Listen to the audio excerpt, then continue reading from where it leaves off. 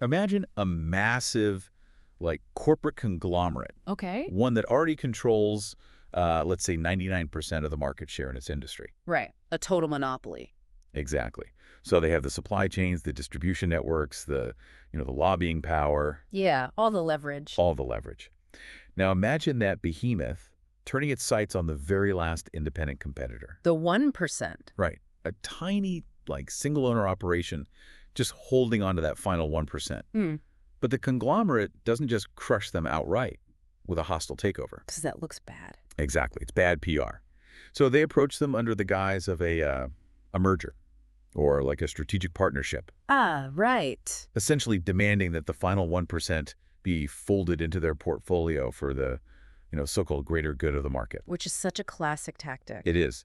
And usually when we hear the famous historical story of the two litigants who break into the chambers of King David. Right, the guy with the 99 U's and the guy with one. Yeah.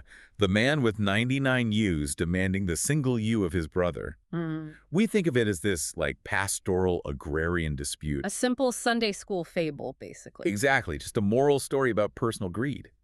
But looking at the research of Allama Parvez on Surah, he just strips away that traditional personal dispute framing. He really does. He argues this isn't about sheep at all. It is a blistering structural critique of monopoly capitalism and corporate absorption. Yeah, and it completely upends centuries of traditional exegesis because he's focusing strictly on the socioeconomic reality of the text. Right. Parvez is looking at what this narrative actually asserts about the fundamental mechanics of human societies. So it's not just a moral feeling. Exactly. Extreme concentration of wealth in his reading of the text is far more than just, a greedy neighbor. It is a systemic violation of the natural order. Wow. It represents a structural breakdown of how resources are meant to flow and be distributed across a civilization. Okay, so when one entity holds the 99 shares. Yeah, and uses its immense societal leverage to absorb that final one, you aren't just looking at an unfair business practice. What are you looking at then? You are looking at the exact mechanism, the precise mathematical tipping point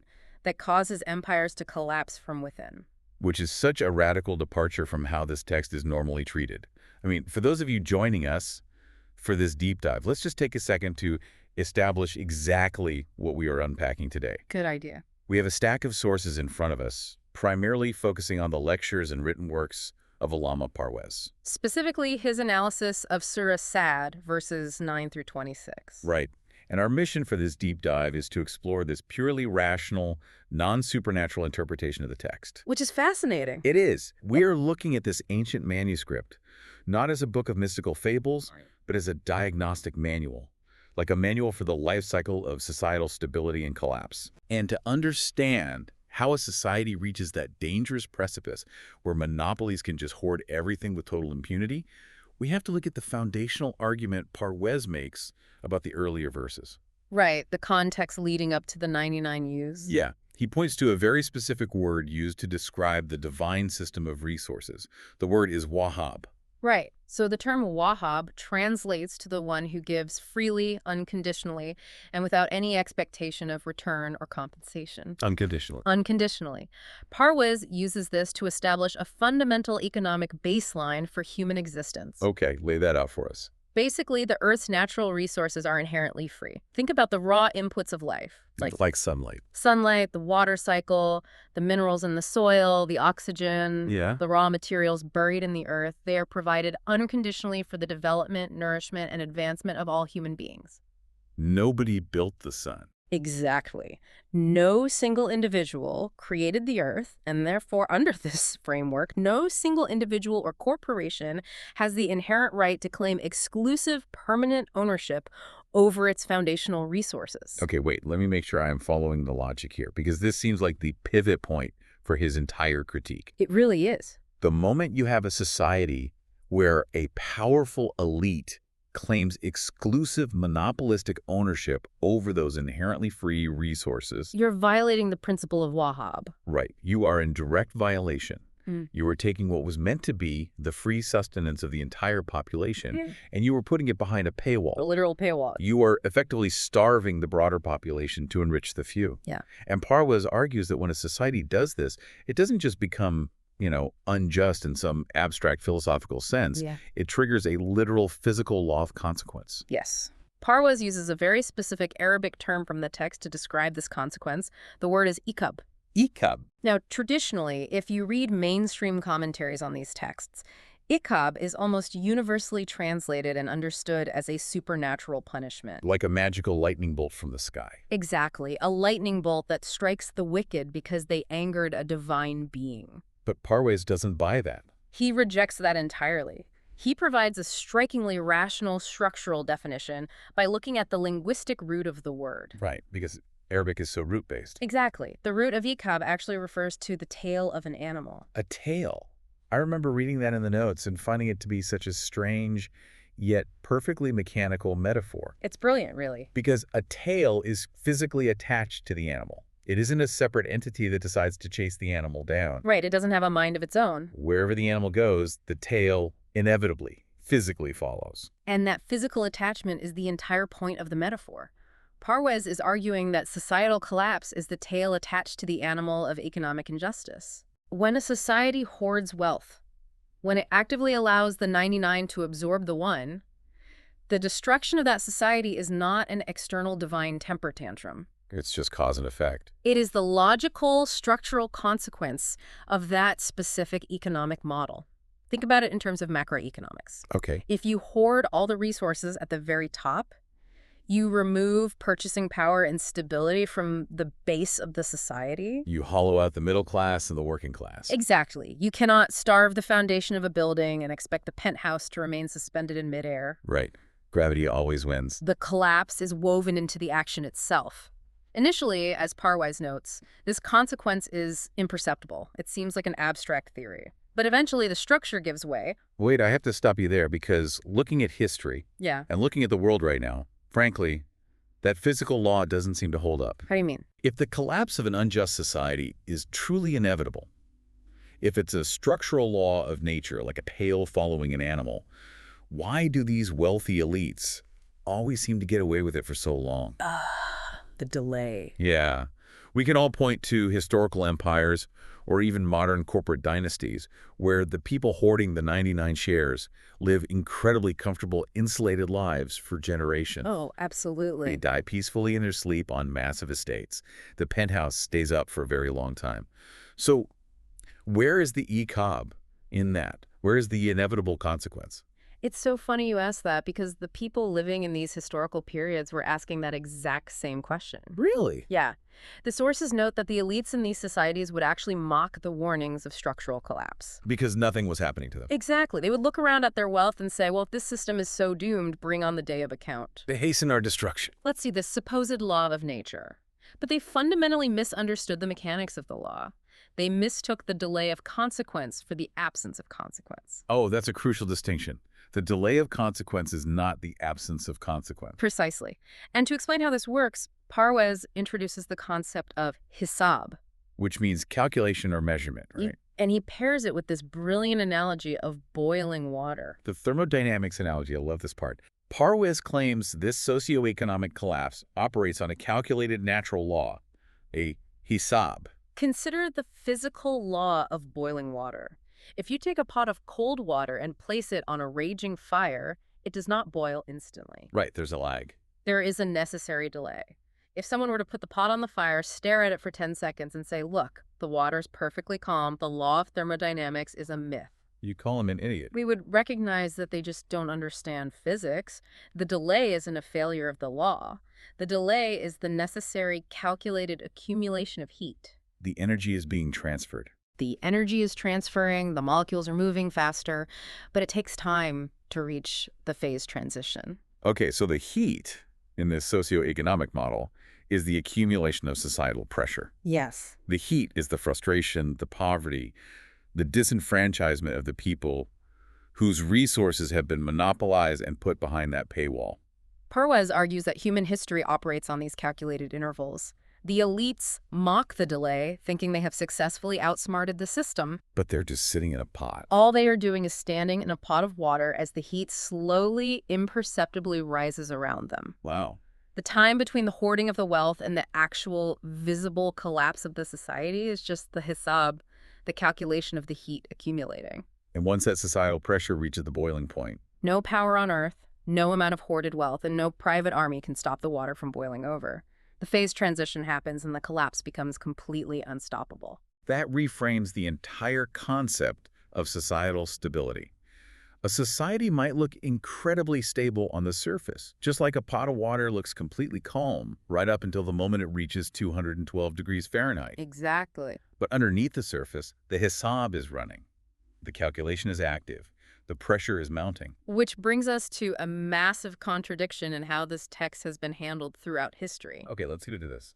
If the laws of economic consequence are this clear, this rational, and this terrifyingly inevitable, why has the story of the 99 U's been so drastically misunderstood? That's the big question. Why did a warning about the boiling point of monopoly capitalism become a Sunday school story about personal pastoral disputes? Well, looking at the historical timeline Parwez lays out, he launches a very fierce critique against traditional commentators and exegetes. He really goes after them. He argues that over the centuries, these commentators essentially imported biblical myths. From the Torah, mostly. Right, specifically from the Torah, to explain away the story of the 99 U's. He points specifically to the infamous story of King David and Uriah. Okay, remind us of that story for context. So traditional interpretations of Surah claim that the two litigants who broke into David's chamber weren't real people representing a socioeconomic conflict. They were angels, right? Right. They claim they were angels in disguise, sent to rebuke David for a personal sin. The imported myth claims that David, who supposedly had 99 wives already, was walking on his roof. And he sees his neighbor's wife. He sees Uriah's wife bathing, lusts after her, and intentionally sends Uriah to the front lines of a battle to be killed so he could take her as his 100th wife. It's wild. But logically, why would early religious scholars and commentators adopt a myth that makes their own revered prophet look like a murderous tyrant? It doesn't make any sense on the surface. Parwez points out how absurd it is to believe that a rational state leader operated under divine law would act like a petty dictator. It feels like an astonishing defamation of a figure the text itself holds up as a model of wisdom. So why would traditional power structures, the scholars, the courts, the ruling elites, why would they prefer this scandalous myth over Parwez's structural economic reality? Because a moral failing is infinitely less dangerous to a power structure than an economic revolution. Oh, man. Think about it. If the story is interpreted merely as a king who couldn't control his personal desires, the elite class is entirely safe. It becomes a contained narrative about private morality. Right.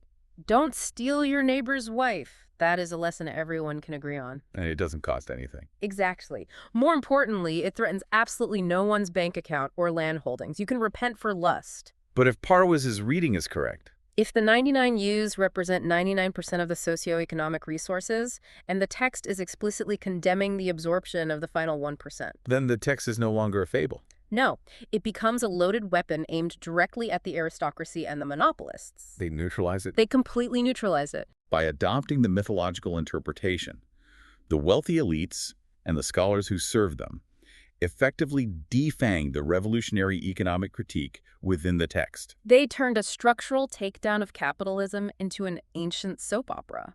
And Parwez is meticulous in how he proves this from the exact phrasing of the text itself. The linguistic evidence is so strong here. He points out a fascinating detail about the litigant with the 99 shares. He doesn't take the final share by physical force. He doesn't show up with an army? No. The text explicitly states he is dominant in speech, or dominant in argument. The Arabic phrase is azani fil kitab. Azani fil kitab, okay. This is where Parwez's socioeconomic analysis really shines.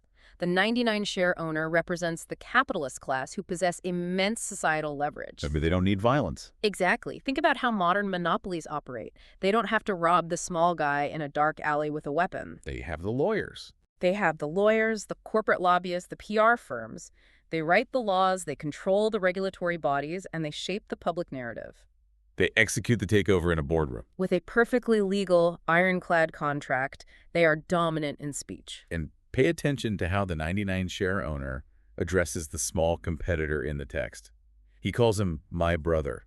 Oh, the manipulation there is staggering. Parwez highlights the deep psychological manipulation at play here. The monopolist doesn't walk in and say, I am your enemy, I am going to crush your livelihood. No, he comes in saying, we are brothers. Right. We are in the same industry. Let's go into business together. Let's merge our assets for mutual benefit. It is the disguise of partnership. The Trojan horse. The host of the 99 shares uses his dominance in speech to frame the absorption of the little guy's assets as a beneficial arrangement right up until the ink dries. The equity is diluted. And he takes the last asset, leaving the brother with absolutely nothing. We see this anatomy of corporate predation constantly in the modern economy. Every day. A massive tech conglomerate approaches a small, innovative startup. They offer access to their vast resources, their global distribution networks. They offer a brotherly partnership. But the contract is structured so intricately by high-priced legal teams that the small owner's equity is eventually diluted to zero. Or their intellectual property is just quietly absorbed. The large entity is entirely dominant in speech. Parwaz points out how the victims of this system often wander around afterward in a daze. Wondering what happened. Wondering how they lost their entire life's work, saying, but we were partners. The text is diagnosing the exact methodology of how wealth is concentrated. Okay, so if the text is diagnosing monopoly capitalism and the deceptive power of the elites as the core problem. The fire that is boiling the water. Right, the fire. Then what is the cure?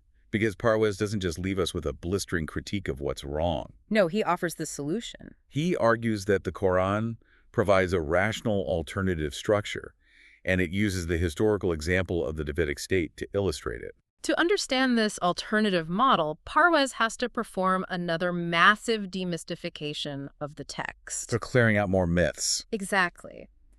Traditionally, the texts describe figures like David and Solomon as having miraculous control over the mountains and the birds. Right. For centuries, commentators took this entirely literally. They claimed David literally made granite rocks sing praises. Which is quite an image. And that he could speak the literal biological language of pigeons and eagles. Okay, I have to admit, when I first read Parwaz's structural reinterpretation of this, I was extremely skeptical. Oh, me too. It felt a bit like he was reverse engineering the text to fit a modern socio-political bias, turning magic-singing rocks into political factions. It sounds like a stretch. Yeah, is he just stretching the metaphor to make it work for his economic theory? It's a completely fair question, but Parsley defends this by diving deep into the classical Arabic linguistic tradition and pre-Islamic poetry. Context matters. It really does. In that linguistic context, mountains, the word jibal, were frequently used as a metaphor to represent deeply entrenched, immovable tribal leaders and elites. The power brokers. The wealthy, powerful figures who were rooted into the societal ground, unshakable and dominant, just like mountains. Okay. Conversely, birds, the word tear, represented the fast-moving nomadic cavalry militias. Oh, that makes sense. The tribes that bred the famous swift Arabian horses striking and moving across the battlefield as unpredictably as a flock of birds. So if we look at it through that historically grounded linguistic lens, the text isn't describing a fantasy novel where a king talks to wildlife. Not at all. It's describing a highly sophisticated, unified state apparatus. Exactly. The Davidic power structures successfully achieved something incredibly difficult. They subjugated the two most volatile factions in any ancient society. The entrenched, wealthy elite landowners, the mountains. And the highly mobile, independent military factions, the birds. Exactly. And the crucial element here is how they achieved that subjugation. Right, the method. Parwaz makes it clear they didn't do it through brute dictatorial tyranny. You don't subjugate a mountain by just building a slightly bigger mountain. Or by constantly threatening it with a sword. The text states that David was given two specific tools to govern: hikmah and fasl al-kitab. Okay, let's break those down. Let's- Hikmah translates roughly to wisdom, right? Usually, yes. But Parwaz defines it much more specifically in this context. He defines it as rationality, reason, the underlying logic of a law. And fasl al-kitab means decisive, rule-based judgment. Fasl al-kitab. The ability to settle disputes with absolute, undeniable clarity. This is the core of Parwaz's argument for the rational state. It is the transition from external coercion to internal validation. Yes. Think about the perspective of a citizen living under a dictatorship. Okay. A dictatorial leader demands obedience simply because I said so. If you ask a dictator why a specific law exists, the answer is just the threat of state violence. Obey or you will be punished. Right. But a rational state, a state based on hikmah, operates entirely differently. It demands obedience by explaining the why. It proves the logic. It proves mathematically and logically to the citizens that the law serves their collective long-term benefit. It's the ancient equivalent of constitutional law. Hmm. If a law is passed in the Davidic system, it isn't an arbitrary whim of the king. No. The state explains the rationale, the hikmah behind it. And when people genuinely understand that a law is for their own ultimate good, their obedience comes from a place of internal agreement. Not just from the fear of a police force. Exactly. Yeah. Parwaz makes a great point that you cannot put an armed guard over the head of every single citizen 24 hours a day to ensure compliance. It's impossible. A truly stable society, one that doesn't boil over, only exists when the citizens internally validate and respect the law. They bow to the law because the law itself is rationally unassailable. Wow. The mountains, those deeply entrenched elites who are used to getting their way, they didn't bow to David because he was a crueler, more violent tyrant than they were. Right.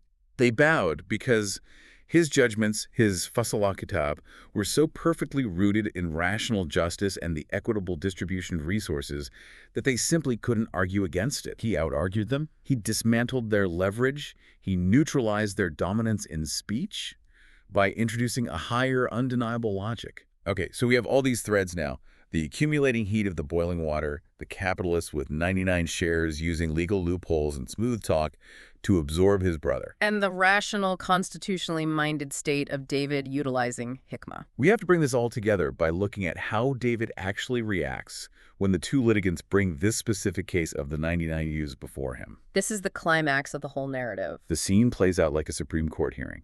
David hears the case. The man with 1 ewe explains how the man with 99 used his dominance in speech, his manipulative framing of brotherhood, to demand the final share. Right. David listens, and then he delivers his decisive judgment, his fasl al-kitab. And what does he say? He states unequivocally that this is a grave injustice. He publicly condemns the practice of the wealthy absorbing the assets of the weak. He rules in favor of the 1%. The little guy wins. But then, immediately after delivering this ruling, the text describes a profound physical reaction. This is the part that usually gets misinterpreted. Right, David realizes something, and he falls to his knees in prostration. And again, Parwaz has already meticulously debunked the traditional imported myth that this prostration was David repenting for the sin of stealing Uriah's wife. We've established that the myth was a later invention to protect the elite. Exactly. So, if he isn't repenting for a personal moral failing, why does he physically collapse? Yeah. What is the psychological weight of this specific moment in the text? It is the crushing realization of what true justice actually demands. The burden of it. By ruling against the 99 share owner, David realizes the immense, terrifying weight of enforcing real economic justice. Oh. Parwaz draws out this profound implication. David is looking at his own society. He realizes that to enforce this ruling, to actually stop the 99 share owners from continually absorbing the 1 share owners, he is going to have to go to war with his own elite class. He has to fight the mountains. He is going to have to directly confront the mountains of his own civilization. The people with the money, the people with the leverage, the lawyers, the dominance in speech. The hardest enemies to fight. He realizes that standing between the predatory monopolies and their victims is arguably the most dangerous place a leader can ever position themselves. Yeah. He falls to his knees, not in guilt, but in absolute awe of the sheer burden he has just accepted. He is seeking the fortitude to execute the law without yielding to the wealthy class. Knowing full well they will use every ounce of their vast leverage to destroy him and his government. It is the ultimate stress test of the rational state. It really is. Will the state protect the free, unconditional distribution of the Earth's resources, the Wahhab, or will it eventually bend and fold to the monopolists? The eternal question. David realizes that to maintain the society, to stop the water from boiling over and destroying everyone in a violent collapse, he has to absorb the wrath of the 99% owners. He has to take on the heavy burden of the hisab, the accountability. He has to be the one to turn down the heat. Wow. You know, Parwaz's interpretation of this text isn't just a history lesson about a bygone era or an argument over ancient Arabic linguistics. No, it's incredibly urgent. It's a structural warning meant to be applied to any era. Mm-hmm. The text argues that societies are inevitably destroyed. The iqab, the tail, inevitably follows because they forget the calculation. They forget the hisab. They forget that the heat is always rising when resources are hoarded, no matter how calm the surface of the water appears. That's the danger of the delay. Exactly. And as we wrap up this deep dive, if you're listening to this and thinking about the world today, I want to leave you with a thought that builds on Parwis's concept of the monopolist being dominant in speech. Oh, this is a great point. In the ancient world, dominance in speech meant having the best negotiators, or the most manipulative framing of brotherhood. In the 20th century, it meant having the best lawyers and PR firms. Right, corporate lobbying. But looking ahead, consider the rise of artificial intelligence and algorithmic control of information. Yeah, it's a whole new frontier. If the wealthy elite can utilize superhuman, localized AI to instantly generate millions of perfectly calibrated legal arguments, hyper-persuasive lobbying campaigns, and personalized psychological manipulations, It's terrifying. they won't just be dominant in speech, they will possess an absolute, unbreakable monopoly on speech itself. The ultimate Azani fil Kitab. Exactly. When the entity with 99 shares has an algorithm that knows exactly what to say to make you willingly hand over your final 1%, and the law cannot keep up with the technology. The pressure just keeps building. How long until the water boils?